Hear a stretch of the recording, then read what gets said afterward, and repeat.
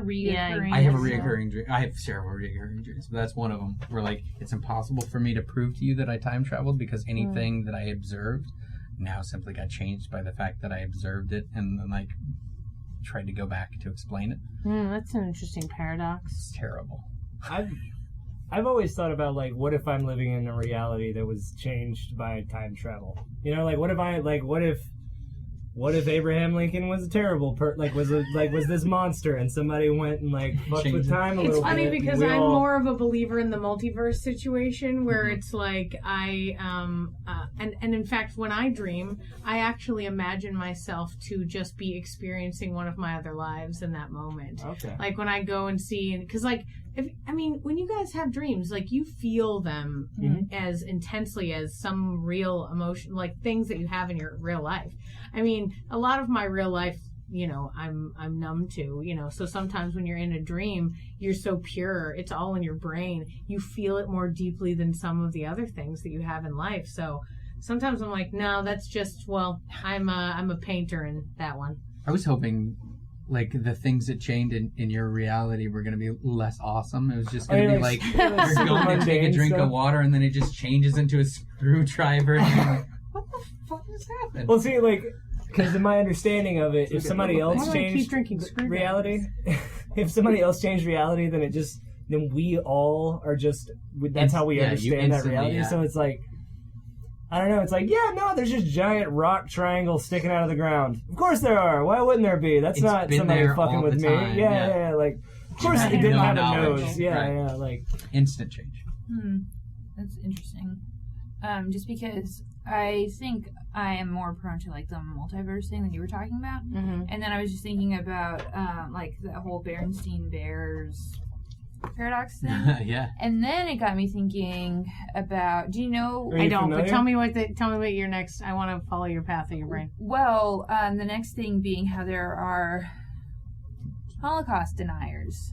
Yes. What if then it didn't happen in one of these other universes, and so they're just like, we don't know what you're talking about. That didn't happen here. One or two people fell into this universe and it did happen, but like in their world it didn't, and they're all like, seriously, they are the people from your dream who are like, no, I went back, everyone's fine, they had a great time, they were like, everyone was drinking together, it was a good, you know, whatever. And we're stuck in this. Yeah, we're stuck in this. Weird. Fix. And that would be interesting. The Berenstain Bears thing. Eric told me about it, so spell it. I hope I don't butcher it. But yeah, do you remember the Berenstain Bears, the books? The books and stuff? Okay, or fuck, I guess how is their name spelled? Yeah, or how did you say their name? I think Berenstain, like Beren. Okay, well, because there apparently are like two groups of people who claim that it's Berenstain. That's how I remember it. That's like how you remember it. And then there are other people that say it was Berenstein. Yeah, it's right? Berenstain in like the way it's pronounced, right? S-T-E-I-N. Or the way it's spelled, I mean. I think it was Berenstein. Well, but everybody pronounces them different.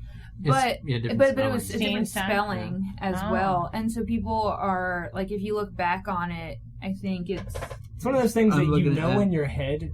You just know how the Berenstein, how that is spelled, and then you come to find out that there's an A there that you never knew about. And people just read it out loud to me. I don't know that I read that many of them. I mean, but I saw the book title. You saw the book title. Yeah, well, because they also had a show and everything too. That's true. But yeah, and anyway, it's kind of like that. Like some people, like they think that there was like some rift or something, that some people from this other universe came to this one, and some people from the other one went to the other one, and so now everyone remembers it differently. It occurs to me that the world that we live in of total sci-fi is like, we will just accept if like a dragon just appeared in front of me, I'd be like, yeah, all right, makes sense. Like, I would be so unfazed to literally anything that exists. The top two, when you start typing it, the top two things are Berenstain or Berenstein. Bears. And the world. I think it was spelled with the E, but Berenstain Bears is how you pronounce it. I remember with an E and saying Berenstain Bears. Yeah, I mean, I don't know.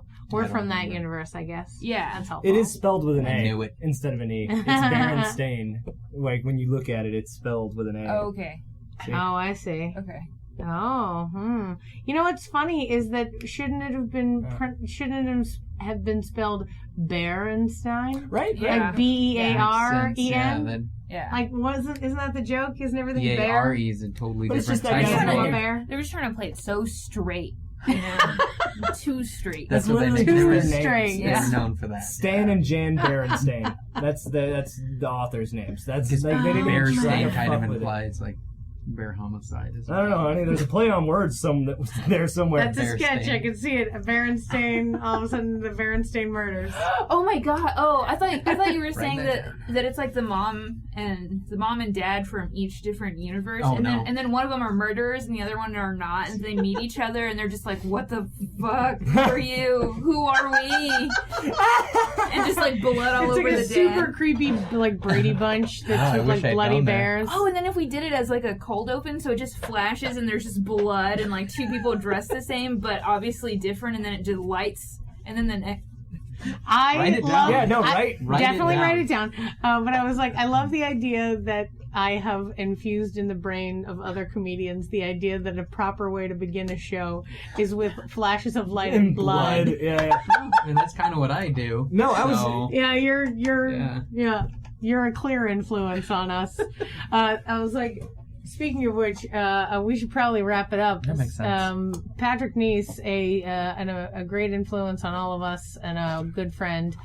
We've enjoyed this chat. I've never gotten so deep into like just sort of like movies and stories and stuff like that. So I like Especially this. on It's super podcast. fun. Yeah. we haven't talked about comedy at all here, have we? Hey, No, we had a good first run. We're creative. You know, when we We're did this- creative. The first time we did. We- I'm got gonna put it both out. pictures up so that it's like we did talk Yeah. to We him, did. but then I'm a jackass. and Yeah, I we got all lost that. We got all that somebody. artsy fartsy shit out of the way the first time, and it's all time travel and horror movies for this one. Yeah, this is a fun one. Yeah, exactly. I always had to strip away all the artist stuff. Pretentious stuff. This is what we really want to talk about anyway. 100% all the time. Well, thank you, Patrick, Thank you. and thanks for the donuts. Absolutely. Yeah. Thank you. Those were Yeah, have it. delicious. Ah. All right, good night, guys. Good Cool. night.